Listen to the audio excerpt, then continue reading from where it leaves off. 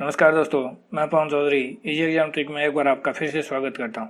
दोस्तों, आज के इस वीडियो में हम भारत के मानसून की उत्पत्ति के सिद्धांत पढ़ रहे थे।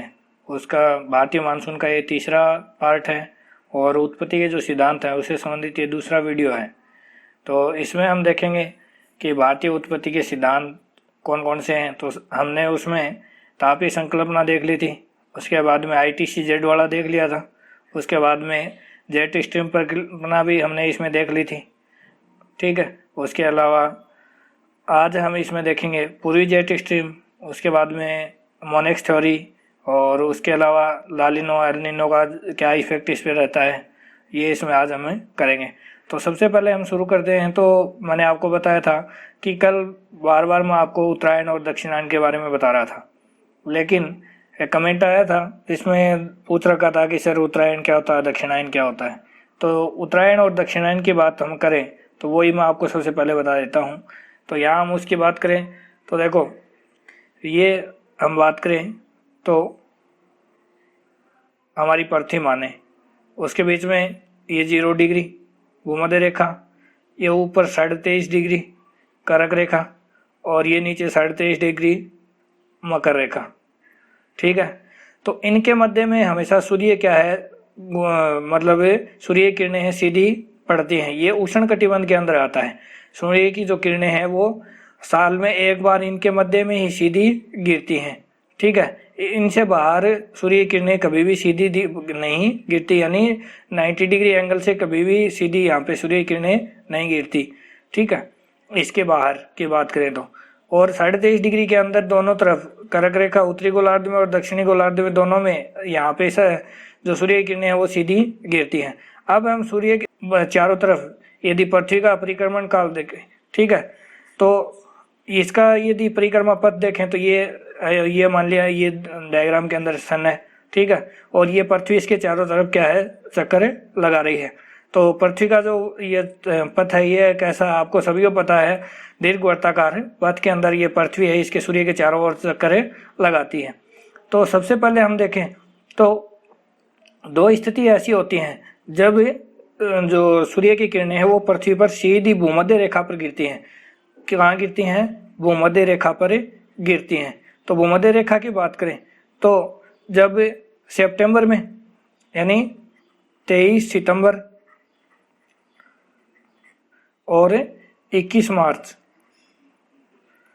दो बार स्थिति ऐसी होती है जब जो सूर्य की किरणें हैं वो भूमध्य रेखा के ऊपर सीधी गिरती हैं, यानी सूर्य की किरणें हैं वो भूमध्य रेखा के ऊपर सीधी यहाँ पे गिरेंगी। ये इक्वेटर मान लिया जाए और ये नॉर्थ और साउथ पोल मान लिया जाए।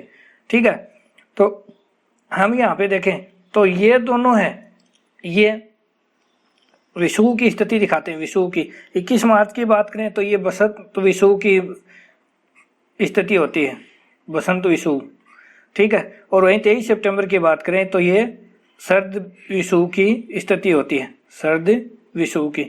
ठीक है, अब आपको इसमें रटने की जरूरत नहीं है। वैसे हम देखें तो देखो 23 सितंबर के बाद में हमारे यहाँ पे सर्दी की ऋतु प्रारंभ हो जाती है, सर्दी की ऋतु। ठीक है, तो इसलिए आप इसको याद रखो, सर्द विषुव। कौन सा, सर्द विषुव। ठीक है, यहाँ से यानी 23 सितंबर के बाद में सूर्य है वो भूमध्य रेखा से दक्षिणायन होना प्रारंभ हो जाता है। किधर हो जाता है, दक्षिणायन। इसके बाद में यहाँ पे सूर्य की कौन सी स्थिति हो जाती है, दक्षिणायन होनी प्रारंभ हो जाती है। ठीक है, सूर्य है वो दक्षिण की तरफ, वो मध्य रेखा से दक्षिण की तरफ ज्यादा मतलब ज्यादा किरणें सीधी गिरेंगी। ठीक है, तो दक्षिणायन होते होते एक टाइम ऐसा आता है 22 दिसंबर। 22 दिसंबर को ये है मकर रेखा पर, मकर रेखा यानी कौन सी, 23.5 डिग्री जो है दक्षिणी गोलार्ध में, वहां पे मकर रेखा पे सूर्य की किरणें है वो सीधी गिरती हैं। सूर्य की किरणें वो सीधी गिरेंगी तो हमारे यहाँ पे कौन सी ऋतु होगी, शरद ऋतु होगी। कौन सी ऋतु होगी, शरद ऋतु, यानी शीत ऋतु होगी। तो इसको कौन सी बोलेंगे, यहाँ पे इस समय जो 22 दिसंबर के जो समय है इसको मकर क्रांति बोलते हैं, मकर क्रांति या शीत क्रांति भी बोलते हैं, शीत क्रांति। ठीक है, तो दक्षिणायन का मतलब क्या होता है, जब सूर्य है वो मकर रेखा पर 23.5 डिग्री दक्षिण की तरफ जो दक्षिणी गोलार्ध में है वहाँ पे सूर्य की किरणें सीधी गिरे, उस समय दक्षिणायन होता है। ठीक है, और ये भी दक्षिणायन में ही रहता है। लेकिन यहाँ जब 21 मार्च को फिर भूमध्य रेखा पर ये सीधा चमकेगा। 21 मार्च के बाद में हमारे यहाँ पे सूर्य उत्तरायण होना प्रारंभ हो जाता है। सूर्य क्या है? उत्तरायण होना प्रारंभ हो जाता है। ठीक है, और सही 21 जून को जो है वो 23.5 डिग्री कर्क रेखा पर सूर्य की किरणें सीधी चमकती हैं।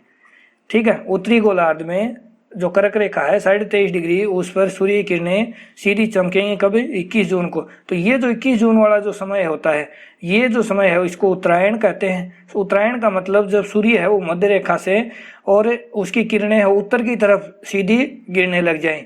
ठीक है, तो उत्तरायण और दक्षिण की तरफ सीधी गिरने लग जाएं तो उसकी स्थिति को कौन से बोलते हैं? दक्षिणायन बोलते हैं।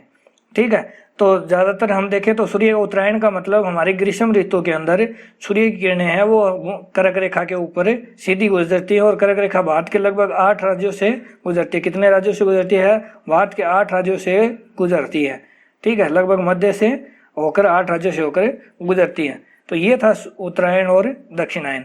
अब इसमें हम देखें कि भारत की जो उत्पत्ति के सिद्धांत हैं भारतीय मानसून के, उसमें हम आगे देखें तो हमने कर लिया था। अब इसमें आज देखेंगे पूर्वी जेट स्ट्रीम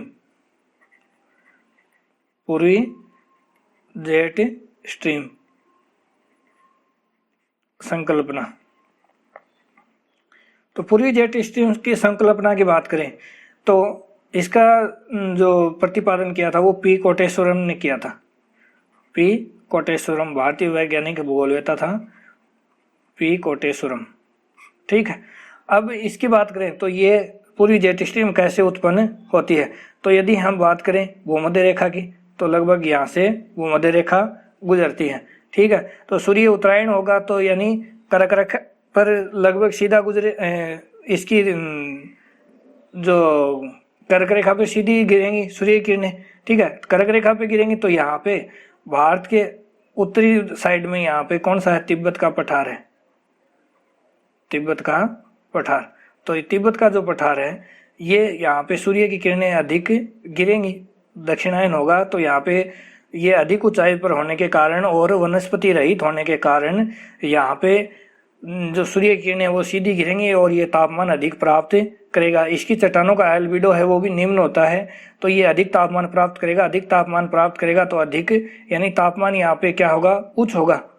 ठीक है, तापमान अधिक होगा तो यहाँ से जो हवाएं हैं वो गर्म होकर ऊपर उठेंगी और गर्म होकर ऊपर उठेंगी तो उसके बाद में ऊपर इनको तापमान अलग मिलेगा, जिससे ये जो हवाएं हैं ये इस प्रकार से कोरियोलिस बेल्ट के कारण इस प्रकार से भारत के उत्तरी भाग में, भारत के कौन से भाग में? उत्तरी भाग में पूर्व से पश्चिम की ओर ये प्रारंभ हो जाती हैं। किधर? पूर्व से पश्चिम की ओर ये जेट स्ट्रीम प्रारंभ हो जाती हैं जो भारतीय मानसून को प्रभावित करती हैं। अब इन जेट स्ट्रीम की देखें तो ये इस प्रकार से बहती हैं, इस प्रकार से। ठीक है, इस प्रकार से चलती हैं, एक बार ऊपर एक बार नीचे। तो ये भाग है वो सरंग है और ये भाग है वो गर्त है। ठीक है, तो सरंग भाग में यहाँ पे निम्न दाब का केंद्र बनता है। निम्न दाब का, जहाँ पे सरंग भाग होगा वहाँ पे निम्न दाब का केंद्र बनेगा, जहाँ पे गर्त होगा वहाँ पे उच्च दाब का केंद्र बन जाएगा। तो इस प्रकार ये भारतीय मानसून को प्रभावित करती हैं। कई बार बारिश होती है, देखो कई बार तो लगातार 8-8, 10-10 दिन लगातार बारिश होती है। कई बार एक बार बारिश होने के बाद में 8-10 दिन नई बारिश होती है। तो ये मानसून जो विच्छेद है वो इसी का, जो पूरी जेट स्ट्रीम है उसी का ही प्रभाव है। ठीक है, अब आगे हम देखें तो ये तो थी पूर्वी जेट स्ट्रीम। इसकी संकल्पना किसने दी थी? पी कोटेश्वरम ने दी थी। इसका मतलब ये है कि जब सूर्य उत्तरायण होता है तो सूर्य उत्तरायण होने के साथ साथ भारत के उत्तर में जो तिब्बत का पठार है वो अधिक ऊंचाई पर और नग्न पठार है, मतलब वनस्पति रहित पठार है। और उसके जो वहाँ की जो चट्टानें हैं उनका एल्बिडो वो निम्न होता है, तो वो अधिक तापमान प्राप्त कर और वहाँ पे निम्न दाब का केंद्र बन जाता है और वो तापमान अधिक प्राप्त करके उनकी हवाएं ऊपर उठती हैं और ऊपरी संचरण में, ऊपरी भाग में यानी मैंने आपको बताया था ये जो जेट स्ट्रीम कहाँ चलती हैं, लगभग पृथ्वी से 12 किलोमीटर ऊपर, यानी जो क्षोभ मंडल है उसकी ऊपरी सीमा पर, ठीक है। तो वहाँ पर ये हवाएं हैं, ऊपरी वायु संचरण प्रारंभ हो जाता है और जो इसकी दिशाएं होती है वो पूर्व से पश्चिम होती हैं, ठीक है। और ये ऐसे इस प्रकार से मियांडर लेती हुई चलती हैं। तो सरंग भाग है जहाँ पे वहाँ निम्न दाब का केंद्र बनता है और जो गर्त भाग है वहाँ पे उस दाब का केंद्र बनता है और ये भारतीय मानसून को प्रभावित करता है, ठीक है। इसके बाद में देखो अगला जो है वो है मोनेक्स थ्योरी। मोनेक्स थ्योरी, अब मोनेक्स थ्योरी क्या है वो देखो। मोनेक्स थ्योरी,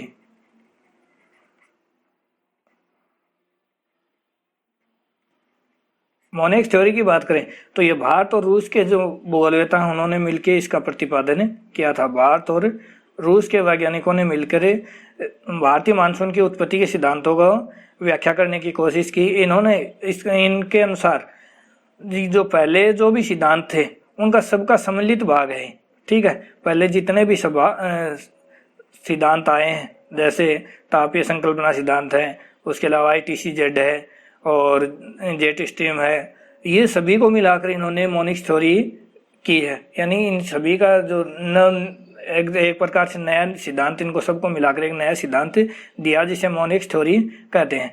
अब मोनिक्स थ्योरी का मतलब इसके आधार पे क्या है, जब ये भूमध्य रेखा, जब सूर्य उत्तरायण होता है, सूर्य जब उत्तरायण होता है तो मोनिक्स थ्योरी के अनुसार 5 घटनाएं घटती हैं।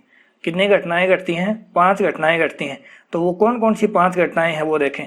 तो सबसे पहले जब सूर्य उत्तरायण होगा तो पहली ये घटना है कि जो ITCZ है, ITCZ वो है वो भारत पे स्थापित हो जाता है। लगभग भारत के 20 से 25 डिग्री उत्तरी अक्षांश के आसपास स्थापित हो जाता है, ठीक है। यानी इसकी बात करें तो ये कहाँ पे स्थापित हो जाता है? भारत के 20 से 25 डिग्री के आसपास ये स्थापित हो जाता है, जिससे जो मानसूनी हवाओं हैं उनको अपनी ओर आकर्षित कर लेता है। ITCZ वाला सिद्धांत मैंने पहले वीडियो में अच्छे से एक्सप्लेन करके बता दिया, आप वहाँ से देख सकते हो। तो पहली घटना किसकी हुई? ITCZ की घटना। उसके बाद में दूसरी घटना की बात करें तो हमारे जो उत्तरी पश्चिम भाग में थार का मरुस्थल स्थित है, यहाँ पे थार का मरुस्थल, उत्तरी पश्चिम भाग में थार का मरुस्थल है। तो सूर्य उत्तरायण होगा तो यहाँ पे तापमान अधिक होगा तो यहाँ पे निम्न दाब का केंद्र बनेगा, निम्न दाब का केंद्र, ठीक है। और निम्न दाब का केंद्र बनेगा तो ये हवाओं को अपनी ओर आकर्षित करेगा। यानी जो हवाएं हैं इनको अपनी ओर आकर्षित इस प्रकार से करेगा, लेकिन ये कोरियोलिस बल के कारण इनकी दिशा में परिवर्तन हो जाता है। तो ये अपनी ओर आकर्षित करेगा, ठीक है। तो अपनी ओर आकर्षित करेगा तो ये जब महासागर के ऊपर से गुजरेंगे तो ये हवाएं अपने साथ बारिश लेकर आती हैं। तो दूसरा क्या था? थार के मरुस्थल में निम्न दाब का केंद्र बनना, थार के मरुस्थल में निम्न दाब का केंद्र बनना, ठीक है। उसके बाद में तीसरी परिकल्पना इसमें यह है कि पूर्वी जेट स्ट्रीम या तिब्बत का पठार का निम्न दाब का केंद्र बनना, तिब्बत का पठार निम्न दाब का केंद्र बनना, ठीक है। तिब्बत का पठार निम्न दाब का केंद्र कैसे बनेगा? यहाँ पे जब सूर्य उत्तरायण होगा तो ये तिब्बत का पठार है तो ये तापमान अधिक होगा, और तापमान अधिक होगा तो यहाँ पे है वो निम्न दाब का केंद्र बनेगा। निम्न दाब का केंद्र बनेगा तो ये हवाओं को अपनी ओर आकर्षित करेगा, ठीक है। और हवाओं को अपनी ओर आकर्षित करेगा जिससे मानसून को अपनी ओर आकर्षित करता है, ठीक। तीसरा ये। उसके बाद में चौथे की बात करें तो यहाँ पे ऑस्ट्रेलिया है, ये भाग में ऑस्ट्रेलिया है। और ऑस्ट्रेलिया में यहाँ पे जब सूर्य उत्तरायण होता है तो यहाँ पे क्या है? शीत ऋतु होती है। कौन सी ऋतु होती है? शीत ऋतु होती है। और शीत ऋतु होती है तो यहाँ पे उच्च वायुदाब केंद्र बन जाता है। कौन सा केंद्र बनता है? उच्च वायुदाब का केंद्र बनता है। और उच्च वायुदाब का केंद्र बनता है तो ये हवाओं को धकेलने का कार्य, यानी हवाएं यहाँ से हवाएं किधर चलेंगी, निम्न दाब के केंद्र की ओर चलेंगी, यानी हिंद महासागर की तरफ चलेंगी, जिससे भारतीय मानसून को और अधिक मतलब मजबूत बनाता है, भारतीय मानसून को और अधिक मजबूत बनाने का कार्य करता है। तो चौथी संकल्पना क्या है, ऑस्ट्रेलिया में उच्च दाब का केंद्र बनना, ऑस्ट्रेलिया में उच्च दाब का केंद्र बनना, ऑस्ट्रेलिया में उच्च दाब का केंद्र बनना। ठीक है, और उसके बाद पांचवी संकल्पना है फाइंड लेटर जेट का, फाइंड लेटर जेट का उत्पन्न होना, फाइंड लेटर जेट। ठीक है, तो फाइंड लेटर जेट क्या है वो देखो, आप सभी को पता है यहाँ पे मोजाम्बिक की गर्म धारा बहती है। ठीक है, मोजाम्बिक गर्म धारा बहती है, यहाँ से मोजाम्बिक गर्म धारा बहती है, ये दक्षिण अफ्रीका है और ये मेडागास्कर है। ठीक है, यहाँ पे केन्या के आसपास, यहाँ पे भूमध्य रेखा के आसपास ऊंचाई अधिक होने के कारण पर्वतों पर बर्फ जमी रहती है, और ये नीचे गर्म जो जल धारा है वो है मोजाम्बिक। तो एक प्रकार से यहाँ पे इन दोनों के मध्य में अधिक मतलब तापमान यानी दाब, एक प्रकार से दाब का अधिक अंतर हो जाता है। ठीक है, ये गर्म है तो यहाँ पे उच्च दाब का केंद्र होगा, और ये ठंडा है तो ये निम्न दाब का केंद्र होगा। तो इन दोनों से यहाँ पे प्रभावित होकर एक मतलब इन दोनों के वायु दाब में अधिक अंतर होने के कारण यहाँ पे फाइंड लेटर एक जेट का निर्माण होता है। ठीक है, और वो फाइंड लेटर जेट है वो इस प्रकार से चलती है, ऐसे इस प्रकार से चलती है, और ये इस प्रकार से चलेगी। तो ये जो यहाँ से जो भारतीय मानसून आता है तो इसको इधर जाने से रोकता है, यानी यहाँ इधर नहीं जाने देगा दक्षिण अफ्रीका की तरफ, और इनको भारत की ओर पहुंचा देगा। ठीक है, इसको यदि मैं मिटा के दोबारा दिखाता हूँ कि ये जो भाग है यहाँ पे फाइंड लेटर जेट का मतलब उत्पन्न होती है फाइंड लेटर जेट। ठीक है, और ये इस प्रकार से चलती है, फाइंड लेटर जेट इस प्रकार से चलती है। ठीक है, और ये भारतीय मानसून को किस प्रकार प्रभावित करता है, यहाँ पे मस्करमीज हाई के नाम से एक द्वीप समूह है, वहाँ पे उच्च वायुदाब का केंद्र बनता है हिंद महासागर के अंदर, और वहाँ से हवाएं को ये दक्षिणी अफ्रीका की तरफ हवाओं को जाने से रोकता है, क्योंकि हवाएं वो इस प्रकार चलेंगी, इस प्रकार चलेंगी। ठीक है, तो इस प्रकार चलेंगे तो ये हवाओं को यहाँ अपने साथ भारत की ओर आकर्षित करता है। ठीक है, इनकी दिशाओं में चेंज कर देता है, ऐसे हवाएं चलती हैं वो इस प्रकार हो जाती हैं। तो इस प्रकार फाइंड लेटर जेट है, ये सबसे अंत में खोजे गए थे, इसीलिए इसका नाम भी फाइंड लेटर जेट रखा गया है। तो इस प्रकार ये जो 5 सिद्धांत हैं, इन पांचों को मिलाकर मोनेक्स थ्योरी दी गई है, पांचों को मिलाकर क्या दी गई है, मोनेक्स थ्योरी दी गई है। ठीक है, अब दोबारा से मैं एक बार बता देता हूँ। सबसे पहले मैंने कौन सा बताया था, ITCZ, जो सबको पता है ITCZ कहाँ पर है, ये सूर्य उत्तरायण होता है तो यहाँ भारत के ऊपर स्थापित हो जाता है। ठीक है, उसके बाद में थार का मरुस्थल, तो थार का मरुस्थल है वो स्थल भाग है तो अधिक यानी वनस्पति बहुत ही कम है यहाँ पे, तो सूर्य उत्तरायण होगा तो यहाँ अधिक गर्म होगा, और गर्म होने के कारण यहाँ पे निम्न दाब का केंद्र बन जाता है, जिससे भारतीय मानसून को अपने ओर आकर्षित करता है। उसके बाद में तीसरे की बात करें तो पूर्वी जेट स्ट्रीम, तो पूर्वी जेट स्ट्रीम या तिब्बत का पठार, तो तिब्बत का पठार है ये भी अधिक तापमान पाकर गर्म हो जाता है और निम्न दाब का केंद्र बन जाता है, जिससे हवाओं को अपनी ओर आकर्षित करता है। उसके अलावा ऑस्ट्रेलिया के ऊपर उच्च दाब का केंद्र बनना, क्योंकि ऑस्ट्रेलिया में उस समय शीत ऋतु होती है। कौन सी ऋतु होती है, शीत ऋतु होती है, इसलिए यहाँ पे निम्न दाब का उच्च दाब का केंद्र बन जाता है और ये भारतीय मानसून को और अधिक मजबूत बनाता है। उसके बाद में अंतिम है find letter Z. Find letter Z की बात करें तो यहाँ पे जो मोजाम्बिक चंद्र के पास में मोजाम्बिक की धारा है और यहाँ पे केन्या के आसपास यहाँ पे पर्वत हैं, वहाँ पे बर्फ जमी रहती है, तो वहाँ पे निम्न दाब उच्च दाब का केंद्र है केन्या के अंदर, और यहाँ पे निम्न दाब का केंद्र है। दोनों का वायुदाब अधिक अंतर होने के कारण यहाँ पे एक फाइंड लेटर जेट का निर्माण होता है, जो भारतीय मानसून को भारत की ओर लाने में सहायक होता है। तो ये थी मोनेक्स थ्योरी। ठीक है, अब इसके बाद में देखो ला नीनो और एल नीनो प्रभाव क्या है वो और देख लो। ला नीनो और एल नीनो प्रभाव क्या है दोनों। तो ला नीनो और एल नीनो प्रभाव क्या है आप सभी को पता है। मैं दूसरा डायग्राम लेता हूं।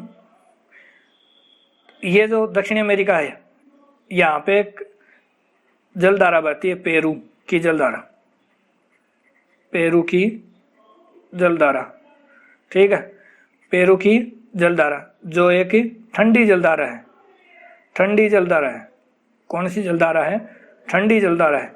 ठीक है, पेरू की जलधारा है, या पेरू या हम्बोल्ट की जलधारा बोलते हैं, दक्षिण अफ्रीका के पेरू या चिली के तट पे ये प्रवाहित होती है, ठंडी जलधारा है। जब यहाँ पे तापमान अधिक या कम हो जाता है तो उसके कारण भारतीय मानसून है वो प्रभावित होता है। यहाँ पे अधिक तापमान या कम हो जाता है तो जिससे ये भारतीय मानसून को प्रभावित करता है। ठीक है, यदि तापमान अधिक हो जाता है, तापमान अधिक होता है तो एल नीनो की स्थिति पैदा होती है, एल नीनो की। ठीक है, और एल नीनो की स्थिति पैदा होती है तो भारत में मानसून है वो कमजोर पड़ता है। यानी भारत में क्या है, अनावृष्टि की स्थिति पैदा हो जाती है, बारिश कम होती है। जब तापमान कम हो जाता है, तापमान सामान्य से कम, यहाँ पे सामान्य है जलधारा, ठंडी जलधारा है, इससे भी कम हो जाए तब लानिनो का इफेक्ट होता है, लानिनो प्रभाव, और इससे भारतीय मानसून है वो और अधिक मजबूत होता है, यानी अधिक बारिश, सामान्य से अधिक बारिश होती है। तो ये है जो इस प्रकार प्रभावित करते हैं भारतीय मानसून को। अब इनकी मैं देखूं तो इसको दक्षिणी दोलन के नाम से भी जाना जाता है, दक्षिणी दोलन या वॉकर सेल के नाम से भी जाना जाता है, क्योंकि वैज्ञानिक था एक वॉकर, इन्होंने इसका प्रतिपादन किया था। तो ये वॉकर सेल के नाम से भी जाना जाता है, दक्षिणी दोलन के नाम से भी जाना जाता है, इसको एल नीनो प्रभाव के नाम से भी जाना जाता है। ये किस प्रकार कार्य करता है वो देखो, उसको मैं दूसरे डायग्राम के माध्यम से आपको बताता हूँ कि ये जो भाग है यहाँ पे दक्षिणी तट है, आपको पता है ये पूरा प्रशांत महासागर है, सबको पता है। ठीक है, कौन सा महासागर है? प्रशांत महासागर है। ठीक है, और भूमध्य रेखा की बात करें तो लगभग ये यहाँ से गुजरती है भूमध्य रेखा। ठीक है, कर्क रेखा की बात करें तो लगभग ये कर्क रेखा गुजरती है। ठीक है, तो भूमध्य रेखा के आसपास दोनों तरफ आपको पता है सबको कि जलधारा प्रवाहित होती है। उत्तरी विषुवतीय जलधारा ऊपर की ओर और दक्षिणी विषुवतीय जलधारा नीचे की ओर। ठीक है, दक्षिणी विषुवतीय धारा नीचे की ओर, और दोबारा बना देता हूँ डायग्राम में, ये भूमध्य रेखा। ठीक है, और इसके उत्तर में ये जो धारा है ये उत्तरी विषुवतीय धारा है, और दक्षिण में जो है ये दक्षिणी विषुवतीय धारा है। ठीक है, इस प्रकार से एक सर्कुल बनता है, और यहाँ पे जो जलधारा बहती है वो पेरू की जलधारा है, पेरू की जलधारा। ठीक है, पेरू या अम्बोल की जलधारा। सामान्य स्थिति में क्या होता है, यहाँ पे आपको पता है भूमध्य रेखा के दोनों तरफ इधर और इधर इस प्रकार से व्यापारिक पवनें चलती हैं। ठीक है, दोनों तरफ व्यापारिक पवनें चलती हैं। तो ये जो व्यापारिक पवनें इस प्रकार चलती हैं ये, ठीक है, ये जो व्यापारिक पवनें इस प्रकार चलती हैं, तो ये यहाँ का जो जल है उसको अपने से और अपने साथ बहा कर ले जाकर यहाँ ले आती हैं, ऑस्ट्रेलिया के पूर्वी भाग में। ठीक है, यहाँ तक लेके आती हैं। ठीक है, और यहाँ लेके आएंगी तो ये जो ऊपर का जो गर्म जल था, यानी जो हमेशा आपको पता है जब सतह के ऊपर हमेशा गर्म जल रहता है और नीचे ठंडा रहता है, जो ये ऊपर का जो गर्म जो जल है उसको ये ऑस्ट्रेलिया की ओर ले जाता है। ठीक है, और यहाँ जाकर इकट्ठा हो जाता है ऑस्ट्रेलिया के पास में। तो यहाँ पे तापमान क्या है, ऊंच हो जाता है, तापमान अधिक हो जाता है। ठीक है, तापमान क्या है, अधिक हो जाता है यहाँ पे, और यहाँ पे तो नॉर्मल सामान्य तापमान रहता है। यहाँ तापमान ऊंच होगा तो यहाँ पे निम्न दाब का केंद्र बनेगा। किसका बनेगा? निम्न दाब का केंद्र बनेगा। हवाएं यहाँ से गर्म होकर ऊपर उठेंगी, हवाएं यहाँ से क्या है, गर्म होकर ऊपर उठेंगी इस प्रकार से। और इस प्रकार ऊपर उठने के बाद में हवाएं एक तो यहाँ से आकर ऊपरी वायु संचरण के द्वारा यहाँ आकर गिरती हैं। ठीक है, कहाँ आकर गिरती हैं? पूर्वी तट के आसपास आकर गिरती है। तो यहाँ पे क्या उच्च दाब का केंद्र बनता है, उच्च दाब का केंद्र बनता है। और एक यहाँ से हवाएं उठकर हिंद महासागर में जाकर मस्करमीज हाई के आसपास गिरती हैं। मस्करमीज हाई है वो यहाँ पे मेडागास्कर के यहाँ पर एक द्वीप समूह है जहाँ पे उच्च वायु दाब का केंद्र बनता है, उच्च वायु दाब का केंद्र बनता है। ठीक है, तो इस प्रकार से है, इससे है ना सामान्य स्थिति में क्या है, जो यहाँ पे पेरू के तट पे उच्च दाब का केंद्र बनता है और यहाँ पे उच्च दाब का केंद्र बनता है हिंद महासागर के अंदर, और फिर यहाँ से उच्च दाब का केंद्र बनेगा तो हवाएं हैं वो भारत की ओर प्रवाहित होने लगती हैं। ठीक है, यानी उच्च दाब का केंद्र बनेगा तो हवाएं भारत की ओर प्रभावित करने लगी। ये जो ऊपर वाला संचरण है ये ऊपरी वायु संचरण है, ये ऊपरी वायु संचरण है। तो इस प्रकार से एक सेल का निर्माण होता है, नीचे हवाएं इस प्रकार चलती हैं। ठीक है, नीचे हवाएं ये चलेंगी और ऊपर इनकी दिशा की दर होगी इस प्रकार से होगी विपरीत। तो ये एक प्रकार से क्या है, एक सेल का एक चक्कर का निर्माण होता है। इस प्रकार से एक चक्कर का निर्माण होता है जिसे वॉकर सेल के नाम से जाना जाता है। वॉकर सेल, दक्षिणी दोलन या वॉकर सेल के नाम से जाना जाता है। ठीक है, तो जब सामान्य स्थिति में होगा तब ये भारत में मानसून अच्छी तरह से आएगा। अब इसके विपरीत यदि तापमान यहाँ पे उच्च हो जाता है, तापमान उच्च कब होगा उसका क्या कारण है वो देखें।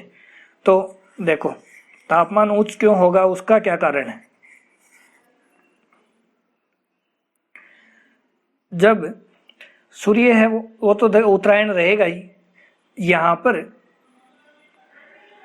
ये जो हवाएं हैं ये कमजोर पड़ जाती हैं।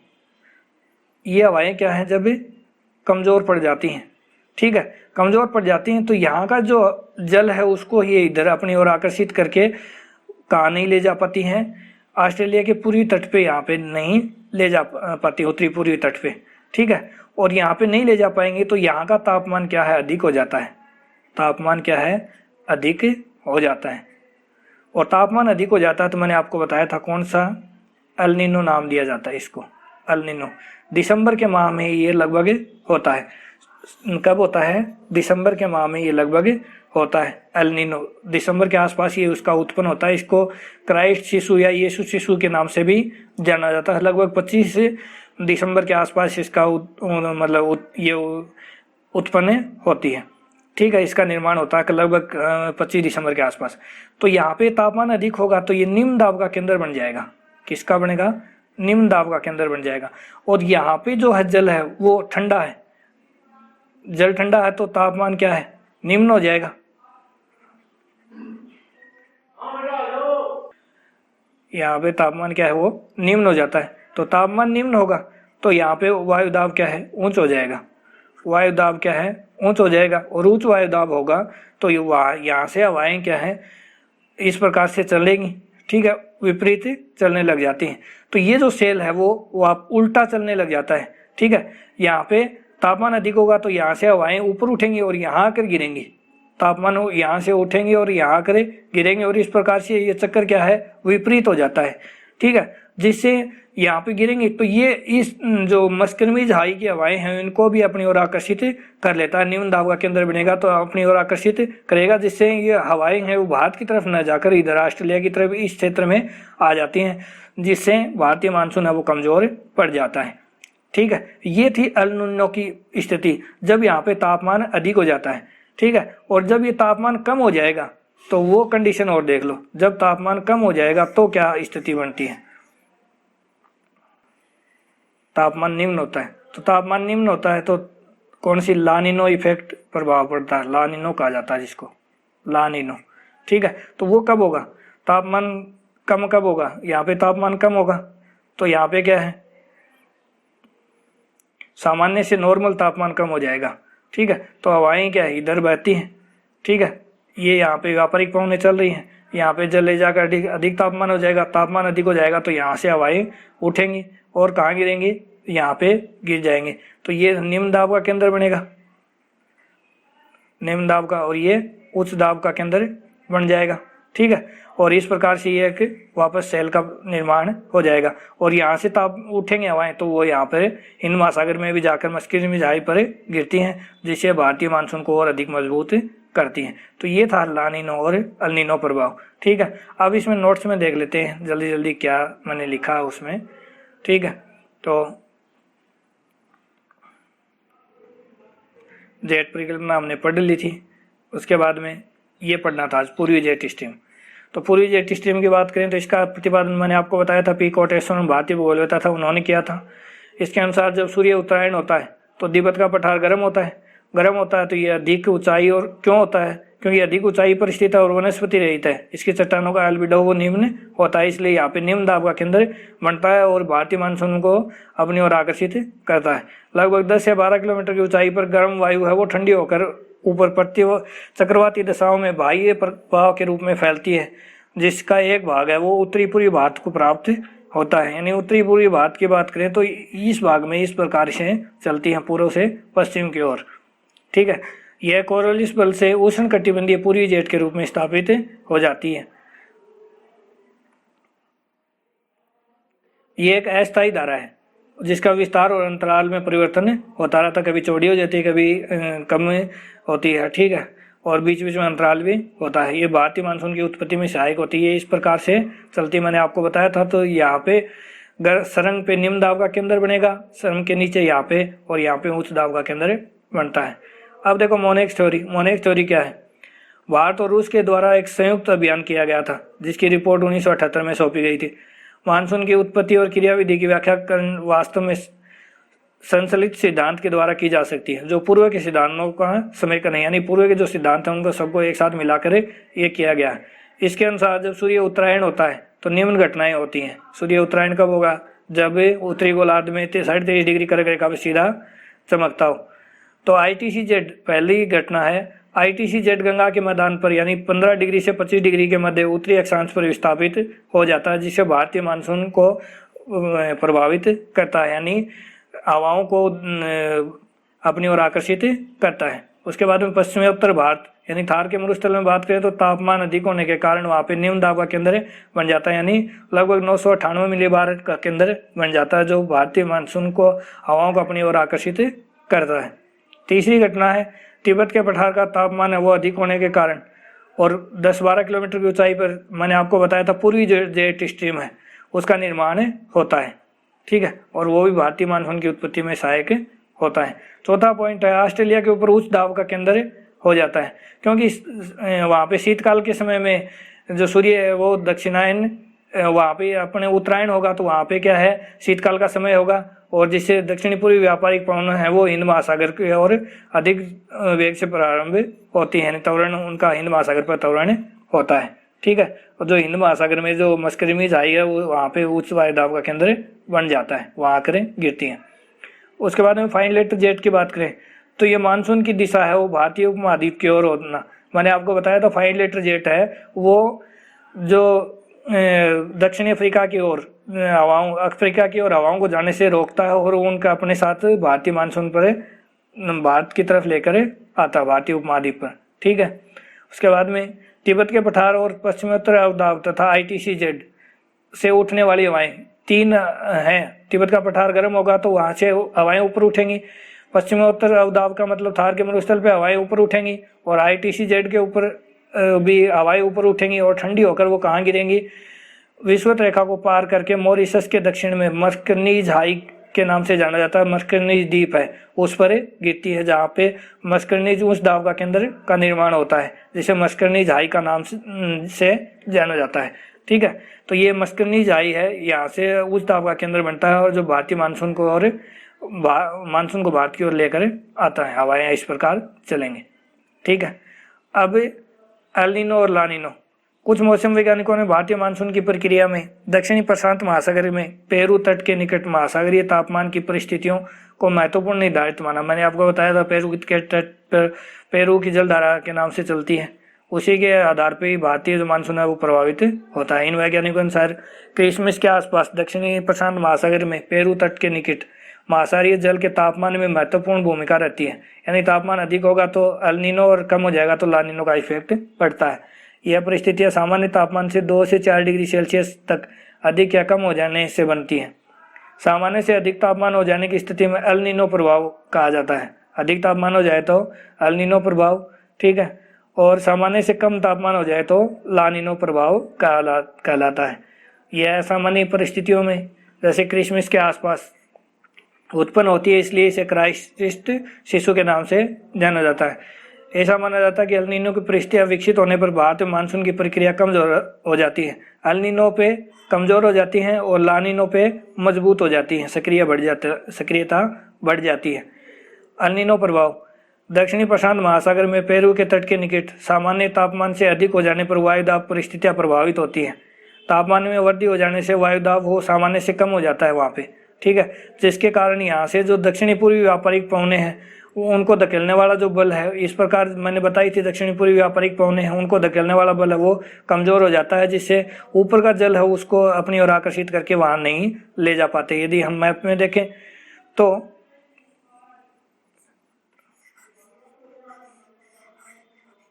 दूसरा डायग्राम लेते हैं।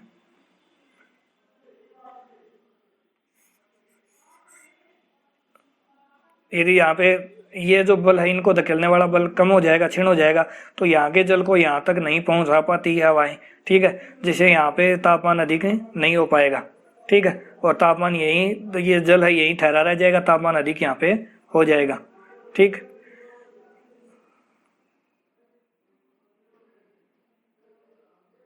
ये पढ़ लिया। और इसके स्थान पर यहाँ व्यापारिक पवनों को आकर्षित करने वाला बल प्रभावित हो जाता है, यानी इनको अपनी ओर आकर्षित कर लेता है। जहाँ पे अधिक तापमान हो जाएगा तो निम्न दाब का केंद्र बन जाएगा। इस कारण इन व्यापारिक पवनों के एशिया की ओर प्रभाव भी कमजोर हो जाता है। इसके परिणाम स्वरूप है वो भारत में ग्रीष्मकालीन मानसून है वो देर से आता है और कमजोर होने की संभावना बढ़ जाती है।